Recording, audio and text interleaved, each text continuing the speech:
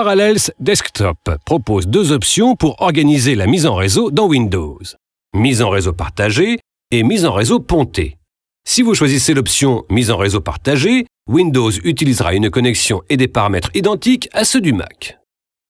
Si vous souhaitez que la machine virtuelle fonctionne comme un citoyen de première catégorie sur votre réseau avec sa propre adresse IP, il faut choisir l'option Mise en réseau pontée. Pour activer la mise en réseau pontée, choisissez l'option Réseau dans le menu périphérique. Dans le sous-menu qui apparaît, choisissez Mise en réseau pontée puis Adapteur réseau.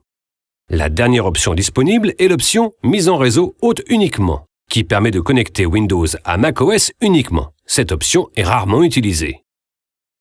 Parallels Desktop permet d'utiliser les imprimantes connectées au Mac depuis la machine virtuelle. Par défaut, toutes les imprimantes accessibles sous macOS sont également disponibles sous Windows. Cliquez sur l'icône Parallèle dans la barre de menu de Mac en maintenant la touche Option ou Alt, enfoncez et choisissez l'option Configurer. Sur le volet Matériel, choisissez l'option Imprimante afin de voir toutes les options de gestion disponibles. Vous pouvez ajouter les imprimantes du Mac à Windows et synchroniser l'imprimante par défaut en cochant la case adéquate.